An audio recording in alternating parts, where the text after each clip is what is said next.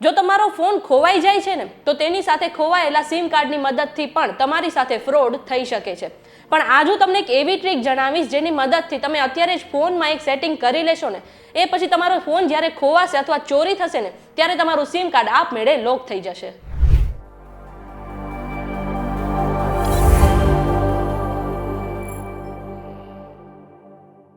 તમે આવી ગયા છો VTVGujarati.com પર. શોનું નામ છે ન્યૂઝ પ્લસ અને હું છું મેઘા.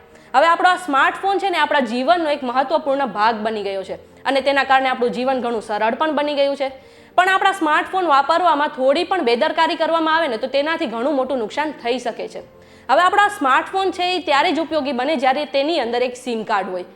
ફોન કરવા માટે, SMS કરવા માટે અથવા તો મોબાઈલ ડેટાનો ઉપયોગ કરવા માટે એક સિમ કાર્ડ હોવું ખૂબ જ જરૂરી છે. છેલ્લા થોડાક વર્ષોમાં ઓનલાઈન ફ્રોડ અને સિમ સ્વેપિંગ ફ્રોડના કેસોમાં ધીરે ધીરે વધારો થઈ રહ્યો છે અને આપણું આ સિમ કાર્ડ હોય છે એ UPI અથવા તો આપણા બેંક ખાતા સાથે કોઈ પણ રીતે લિંક હોય છે. હવે આપણું આ જો સિમ કાર્ડ કોઈ સ્કેમર્સના હાથમાં લાગી જાય અને તેનો એક્સેસ મળી જાય ને તો આપણી સાથે સ્કેમ અથવા તો ફ્રોડ થઈ શકે છે. આવી સ્થિતિમાં સિમ કાર્ડને સુરક્ષિત રાખવું ખૂબ જ જરૂરી છે. પણ કેવી રીતે? આ પ્રશ્ન લગભગ લોકોના મનમાં હશે, બરાબર ને?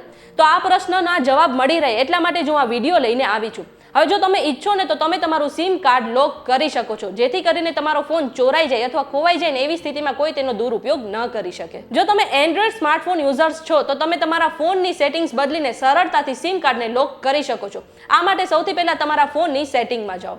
હવે સર્ચ બારમાં સિમ કાર્ડ લોક ટાઈપ કરીને સર્ચ કરો, જેમાં તમને સિક્યોરિટી સ્ટેટસ, ડિવાઇસ સિક્યોરિટી અને એપ ઇન્સ્ટોલેશન જેવા ઓપ્શન મળશે, જેમાં તમારે ડિવાઇસ સિક્યોરિટીમાં સિમ કાર્ડ લોક પર ટેપ કરો.